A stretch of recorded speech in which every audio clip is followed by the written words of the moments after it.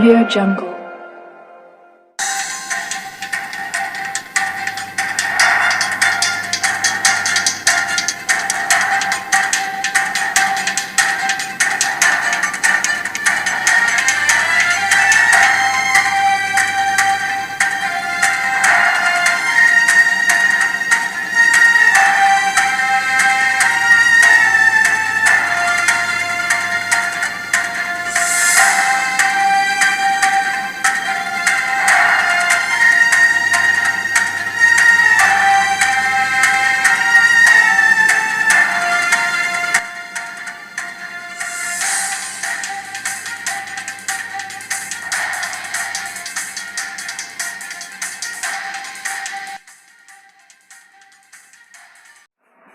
राम राम साहब, मैं हूं डॉक्टर केआर गोदारा और आप देख रहे हो गांवरी हलचल।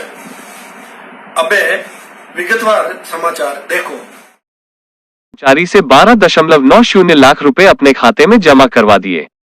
5 लाख के लोन के लालच में 12.90 लाख हड़पने के बाद शातिर ठग ने अपना मोबाइल बंद कर दिया। उसके बाद रिटायर्ड कर्मचारी को अपने साथ इस ठगी का एहसास हुआ। बासनी पुलिस के एसआई जेठाराम ने बताया कि बासनी प्रथम फेज के रहने वाले बीएसएनएल रिटायर्ड कर्मचारी बाबूलाल ने दीपक नाम के शातिर ठग के खिलाफ 12.90 लाख ठगी का मामला दर्ज करवाया है। दीपक ने 7 अप्रैल को बजाज फाइनेंस कंपनी के नाम से बाबूलाल को फोन कर 5 लाख के लोन की जानकारी दी थी। बाबूलाल 5 लाख के लोन के लालच में आ गया और 20 दिनों में उसने दीपक के खाते में 12.90 लाख रुपए ट्रांसफर कर दिए।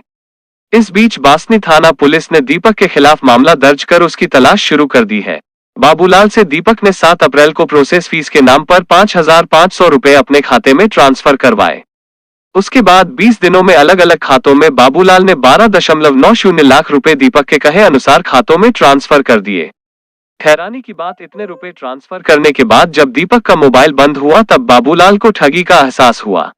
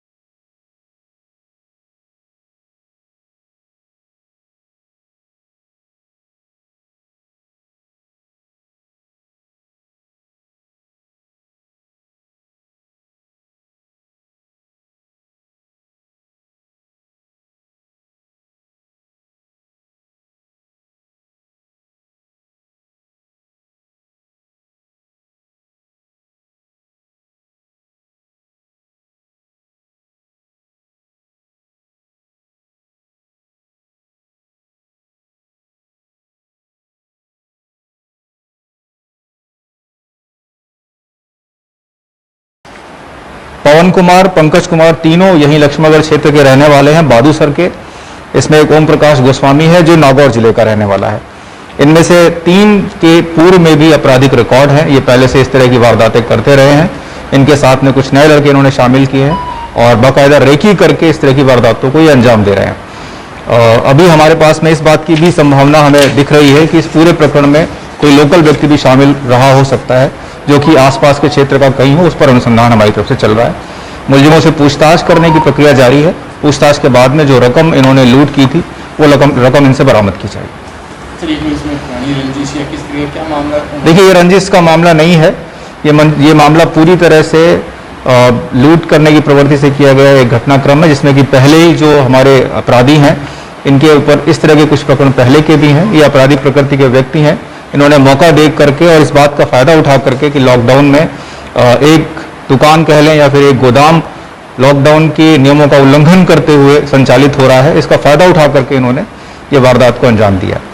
और क्योंकि जैसा मैंने आपसे कहा कि कुछ उल्लंघन लॉकडाउन का इन लोगों के परिवादी पक्ष के द्वारा किया जा रहा है, उस पर भी हमारी जो कार्रवाई लीगल बनती है वो की जा रही है।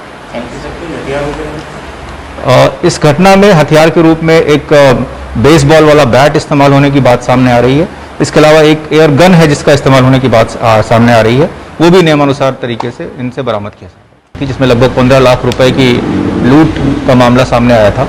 इसमें 24 घंटे से भी कम समय में लक्ष्मणगढ़ की पूरी टीम ने, लक्ष्मणगढ़ थानाधिकारी, CO Laxmangarh, additional SP city के द्वारा लग करके गंभीर प्रयास करते हुए 24 घंटे से भी कम समय में 4 मुलजिमों को गिरफ्तार किया गया। इस वारदात के क्रम में जो हमारे अन्य थाने हैं इसमें एंगेज रहे हैं, जैसे कि पुलिस थाना धोद ने भी प्रयास किया है, नेचवा थाने के द्वारा भी इसमें एफर्ट्स किए गए थे, मोरासर थाने के द्वारा भी इसमें प्रयास किए गए, विभिन्न थानों की टीमों के द्वारा इसमें एफर्ट किए गए। कल काफ़ी दूर तक उस वाहन का पीछा करने का प्रयास भी किया गया। वाहन उस समय हमारे हाथ में नहीं आया, लेकिन बाद में रक्त लक्ष्मणगढ़ की पूरी टीम ने लग करके बहुत ही कम समय में मुलजिमों को आइडेंटिफाई भी कर लिया और 4 मुलजिमों को गिरफ्तार कर लिया गया है। उनके पूछताछ के आधार पर आगे की कार्रवाई जारी है। जो मुलजिम गिरफ्तार किए गए उनके नाम मैं आपके सामने रख देना चाहता हूं। इसमें राजेंद्र, पवन कुमार, पंकज कुमार, तीनों यही लक्ष्मणगढ़ क्षेत्र के रहने वाले हैं, बादूसर के। इसमें एक ओम प्रकाश गोस्वामी है जो नागौर जिले का रहने वाला है। इनमें से 3 के पूर्व में भी आपराधिक रिकॉर्ड है, ये पहले से इस तरह की वारदातें करते रहे हैं। इनके साथ में कुछ नए लड़के इन्होंने शामिल किए हैं और बाकायदा रेकी करके इस तरह की वारदातों को ये अंजाम दे रहे हैं। अभी हमारे पास में इस बात की भी संभावना हमें दिख रही है कि इस पूरे प्रकरण में कोई लोकल व्यक्ति भी शामिल रहा हो सकता है, जो कि आसपास के क्षेत्र का कहीं हो, उस पर अनुसंधान हमारी तरफ से चल रहा है। मुलजिमों से पूछताछ करने की प्रक्रिया जारी है। पूछताछ के बाद में जो रकम इन्होंने लूट की थी वो रकम इनसे बरामद की जाएगी। देखिए, ये रंजिश का मामला नहीं है, ये मामला पूरी तरह से लूट करने की प्रवृत्ति से किया गया एक घटनाक्रम है, जिसमें कि पहले ही जो हमारे अपराधी हैं इनके ऊपर इस तरह के कुछ प्रकरण पहले के भी हैं। ये अपराधी प्रकृति के व्यक्ति हैं। इन्होंने मौका देख करके और इस बात का फायदा उठा करके कि लॉकडाउन में एक दुकान कह लें या फिर एक गोदाम लॉकडाउन के नियमों का उल्लंघन करते हुए संचालित हो रहा है, इसका फायदा उठा करके इन्होंने ये वारदात को अंजाम दिया। और क्योंकि जैसा मैंने आपसे कहा कि कुछ उल्लंघन लॉकडाउन का इन लोगों के परिवादी पक्ष के द्वारा किया जा रहा है, उस पर भी हमारी जो कार्रवाई लीगल बनती है वो की जा रही है। इस घटना में हथियार के रूप में एक बेसबॉल वाला बैट इस्तेमाल होने की बात सामने आ रही है। इसके अलावा एक एयर गन है जिसका इस्तेमाल होने की बात सामने आ रही है, वो भी नियमानुसार तरीके से इनसे बरामद किया जाए। मौसम विभाग ने साल 2021 के पहले चक्रवाती तूफान को लेकर चेतावनी जारी की है। डिजास्टर मैनेजमेंट और मौसम विभाग के मुताबिक अगले 3 से 4 दिनों में अरब सागर से गुजरात, महाराष्ट्र और गोवा के तटीय इलाकों में साइक्लोन तोकते आने की संभावना है। कोस्ट गार्ड ने मछुआरों को तट पर नहीं जाने को कहा है। कोस्ट गार्ड ने जहाज और हेलीकॉप्टर के जरिए मछुआरों को अलर्ट किया है।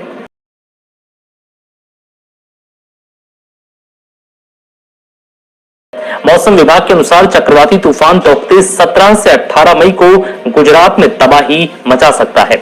पश्चिमी तट की ओर से इसके आने की संभावना है। साथ ही चक्रवात के चलते सौराष्ट्र और कच्छ के समुद्र तट पर अलर्ट जारी कर दिया गया है। मछुआरों से कहा जा रहा है कि वो समुद्र के पास या किनारे पर बिल्कुल ना जाएं और वापस लौट आएं। साथ ही कहा गया है कि समुद्र से फिलहाल के लिए दूरी बनाए रखें। वैसे तो साइक्लोन पाकिस्तान के कराची से टकराएगा, लेकिन गुजरात के समुद्री किनारे पर भी तबाही मचा सकता है।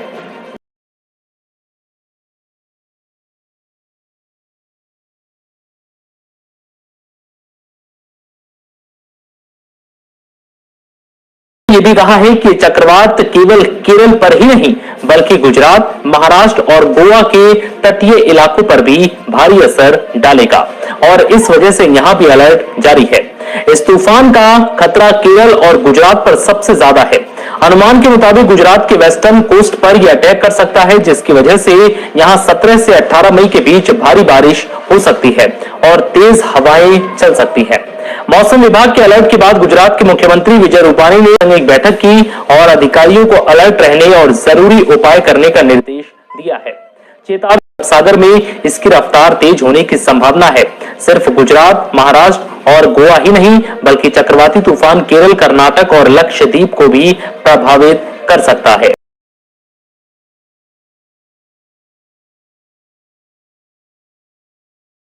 गावरी हलचल में खबर लगभग आपती जैसी आप देखते रहे जो गावरी हलचल।